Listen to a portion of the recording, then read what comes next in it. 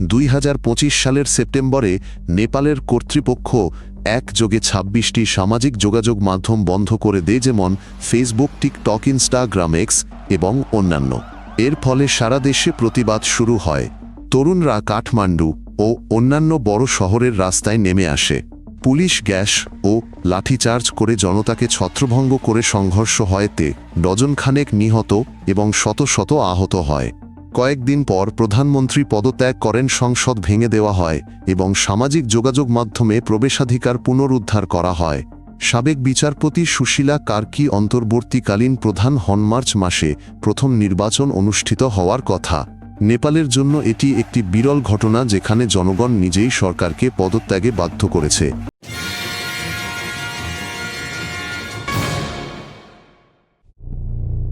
নেপাল দক্ষিণে সমভূমি থেকে উত্তরে পর্বত প্রাচীর পর্যন্ত বিস্তৃত। এখানে এভারেস্ট এবং আরও কয়েকটি 8 কিলোমিটারের বেশি উঁচু পর্বতশৃঙ্গ রয়েছে। এই পর্বতমালা আবহাওয়াকে প্রভাবিত করে এবং প্রতিবেশী দেশগুলোর নদীগুলোকে পুষ্ট করে। কিন্তু উচ্চতায় জীবনের মূল্য আছে। বাতাস পাতলা থাকে, অনেক নতুন আগতদের মাথা ঘোরে এবং ক্লান্তি আসে। স্থানীয় প্রজন্ম ধীর গতিতে শ্বাস নিতে এবং কম শিফটে কাজ করতে শিখেছে, আর ডাক্তাররা পর্যটকদের প্রথম কয়েকদিন তাড়াহুড়ো না করার পরামর্শ দেন। ডাক্তার এবং স্কুল প্রায়শই গিরিপথের ওপরে থাকে। খারাপ আবহাওয়ায় যোগাযোগ বিচ্ছিন্ন হয়ে যায়। উচ্চতা প্রতিটি কাজকে কঠিন করে তোলে, এমনকি দোকানে বা ডাক্তারের কাছে যেতেও প্রচুর সহনশীলতা প্রয়োজন। এখানকার মানুষ এমনভাবে নিজেদের মানিয়ে নেয় যা অন্যদের পক্ষে কল্পনা করা কঠিন। কাঠমান্ডু এক কোলাহলপূর্ণ ও ধুলোময় শহর। এখানে মন্দিরের পাশে কংক্রিটের বাড়ি আর রাস্তা মোটরসাইকেল ও গাড়িতে ঠাসা। শক্তিশালী ভূমিকম্পের পর অনেক কিছু নতুন করে তৈরি হলেও জল এখনও সময় মতো আসে এবং যানজট নিত্যসঙ্গী। এর সাথে যোগ হয় ধোঁয়াশা। বাতাস প্রায় দূষিত থাকে। দূষণের মাত্রায় শহরটি বিশ্বের সবচেয়ে খারাপগুলির মধ্যে অন্যতম। বাজারগুলি প্রাণবন্ত, বিক্রি হয়, মশলা তৈরি হয়, মোমো সারানো হয়। ফোন আর পাহাড়ে যাওয়ার জন্য গাইড মেলে। রিক্সা পথচারী ও গরুর ভিড়ে রাস্তাঘাট সরগরম। পর্যটকদের কাছে এটি অদ্ভুত হলেও স্থানীয়দের জন্য দৈনন্দিন বাস্তবতা, যা ছাড়া শহরের কাজ অচল। নেপাল এমন একটি স্থানে অবস্থিত যেখানে বড় বড় ভূপ্লেটগুলি একে অপরের সাথে ধাক্কা খায়, তাই এখানে নিয়মিত ভূমিকম্প হয়।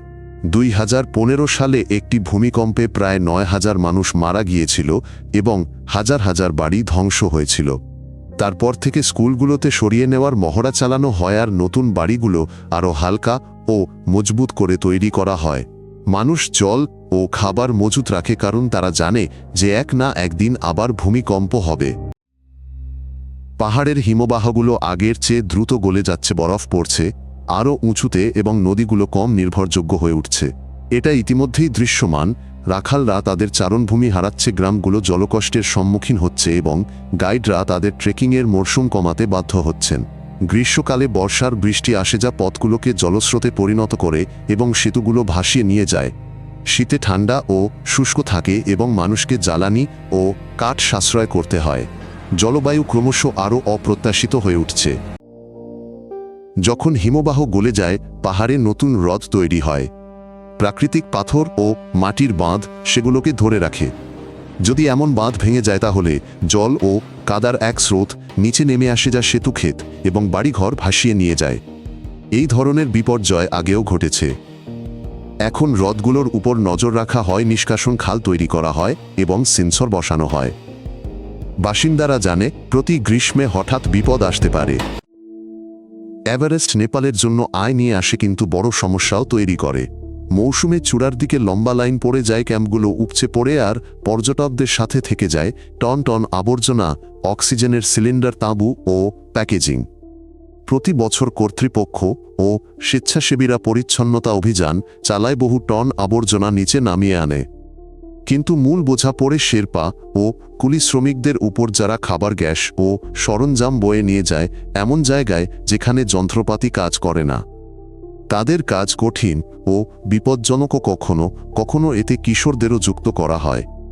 ক্রমশই এই বিষয়ে আলোচনা হচ্ছে যে পর্যটকদের স্বাস্থ্যের মতো তাদের শ্রমেরও বীমা করা এবং তাদের রক্ষা করা উচিত। পাহাড়ের রাস্তা প্রায়শই বৃষ্টির পর ধসে পড়ে। ঝুলন্ত সেতুগুলো গ্রাম, স্কুল ও বাজারকে সংযুক্ত করে, কিন্তু প্রতি বছরই সেগুলোকে মেরামত করতে হয়। হেলিকপ্টার ও ছোট বিমান জরুরি অবস্থায় সাহায্য করে, কিন্তু অধিকাংশের জন্য তা বড্ড ব্যয়বহুল। কোনো একদিন একটি বড় রাস্তা তৈরির প্রতিশ্রুতির চেয়ে মানুষের কাছে একটি নির্ভরযোগ্য সেতু বা সুরক্ষিত ঢাল থাকাটাই সবচেয়ে জরুরি। পাহাড়ি নদীগুলিতে জলবিদ্যুৎ কেন্দ্র নির্মাণ করা সম্ভব। এগুলো গ্রামগুলিতে আলো সরবরাহ করে, বিদ্যুতের ঘাটতি কমায় এবং উদ্বৃত্ত বিদ্যুৎ প্রতিবেশীদের কাছে বিক্রি করা হয়।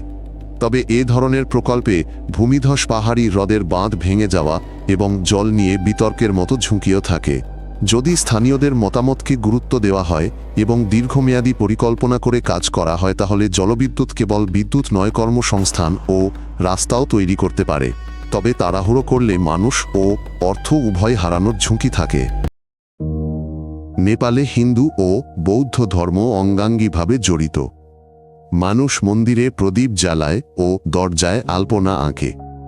আইনত সবাই সমান হলেও বিশেষত গ্রামে বিয়ে ও চাকুরিতে পুরনো জাতিভেদ প্রথা এখনও গুরুত্বপূর্ণ। মন্দির ও মঠ সবাইকে খাদ্যশিক্ষা ও আশ্রয় দিয়ে সাহায্য করে। যুব সমাজ ক্রমবর্ধমানভাবে জাতি পরিচয় নির্বিশেষে বন্ধু ও সঙ্গী বেছে নিচ্ছে, যা ধীরে ধীরে ঐতিহ্য পরিবর্তন করছে। 90 দশকের শেষ থেকে 2000 দশকের মাঝামাঝি সময় পর্যন্ত নেপালে মাওবাদী যুদ্ধ চলছিল। এরপর দেশটি রাজতন্ত্র ত্যাগ করে প্রজাতন্ত্রে পরিণত হয়। রাজনীতিবিদরা এখনও তর্ক করেন, তবে স্থানীয় পরিষদগুলো আরও বেশি ক্ষমতা পেয়েছে এবং তারা রাজধানীর অনুমতি ছাড়াই স্কুল ও সেতু নির্মাণ করতে পারে। নেপালি সামরিক বাহিনী শান্তিরক্ষা মিশনে কাজ করে অভিজ্ঞতা ও স্থিতিশীল আয় ঘরে নিয়ে আসে। এটি বিশ্বে দেশটির পরিচিতি বাড়াতে সাহায্য করে। নেপাল ভারত ও চীনের মাঝে অবস্থিত। ভারতের মাধ্যমে মূল বাণিজ্য ও জ্বালানি আসে, চীন রাস্তা তৈরি করে এবং টাকা বিনিয়োগ করে। যে কোনো সীমান্ত অবরোধ অবিলম্বে দাম বাড়িয়ে দেয়। দেশের জন্য ভারসাম্য বজায় রাখা এবং কারো হাতিয়ার না হওয়া গুরুত্বপূর্ণ। এর জন্য একাধিক সরবরাহ পথ এবং বিঘ্নের ক্ষেত্রে মজুত থাকা প্রয়োজন। এটি কোনো স্লোগান নয়, বরং দৈনন্দিন প্রয়োজন। অনেক নেপালি ভারত থেকে পারস্য উপসাগরীয় দেশগুলো পর্যন্ত বিদেশে কাজ করে। তারা বাড়িতে টাকা পাঠায়, যা দিয়ে পরিবার খাবার কেনে ও ঘর তৈরি করে। ব্রিটিশ ও ভারতীয় সেনাবাহিনীতে গোর্খাদের সেবা করার একটি ঐতিহ্যও রয়েছে, কিন্তু এই ধরনের অভিবাসন মানে বিচ্ছেদ ও ঝুঁকি। দেশে ক্রমশই আলোচনা হচ্ছে যে কর্মসংস্থান দেশেই তৈরি করা উচিত, যাতে বাইরে যাওয়াটা কোনো বাধ্যতামূলক পথ না হয়ে একটি পছন্দ হয়। পাহাড়ি গ্রামগুলোতে কাঠ ও গ্যাসে রান্না হয়, জল আসে ছাদ বা ঝর্ণা থেকে। রাস্তা ধুয়ে গেলে মজুদ জিনিসে চলে ও পরস্পরকে সাহায্য করে। পুরুষরা উপার্জনে বাইরে যাওয়ায় নারীরা ঘর ও ক্ষেত সামলান, দোকান খোলেন, বৈঠকে অংশ নেন। মেয়েরা পড়াশোনার সুযোগ পেলেও স্কুলের পথ দীর্ঘ ও প্রায়শই অনিরাপদ। কখনো ক্লাসের বদলে শিশুরা কুলি হয় বা মাঠে পরিবারকে সাহায্য করে। সহায়তা কার্যক্রম ও বৃত্তি তাদের পড়াশোনায় থাকতে সাহায্য করে। রাস্তার আলো বা নারীদের ছোট ঋণ এমন সাধারণ বিষয় ঊর্ধ্বতন আশ্বাসের চেয়ে দ্রুত জীবন বদলায়। নেপালে অনেক উৎসব আছে। বাঁশের দোলনা, ঢাকের মিছিল, মন্দিরের আলো। তরুণ প্রজন্ম রক ও র্যাপ শোনে, জীবন অভিবাসন এবং অন্যায় নিয়ে গান গায়। 70-এর দশকে এখানে হিপ্পিরা আসত এবং দোকান বন্ধ হওয়ার আগ পর্যন্ত মারিজুয়ানা বৈধভাবে বিক্রি হতো। সেই যুগের ছাপ সংস্কৃতি ও পর্যটনে রয়ে গেছে। আজ পরিচালক, শিল্পী ও সঙ্গীতজ্ঞরা সহজ ও সৎ ভাষায় দেশের কথা বলছেন।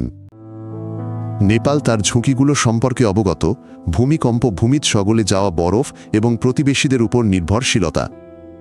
তবে দেশটির কিছু নিজস্ব শক্তিমত্তাও রয়েছে: জল, পাহাড় এবং কঠিন পরিস্থিতির সাথে মানিয়ে নিতে পারা মানুষ। যদি স্কুলগুলো কাছাকাছি হয়, রাস্তাঘাট আরও নির্ভরযোগ্য হয় এবং স্থানীয় পরিষদগুলো আরও অধিকার পায়, তাহলে দৈনন্দিন জীবনে পরিবর্তন অনুভূত হবে। যদি ভালো লেগে থাকেন, কিছু মিস না করতে চাইলে সাবস্ক্রাইব করুন। আমাদের সবকিছু সংক্ষিপ্ত ও কাজের কথা।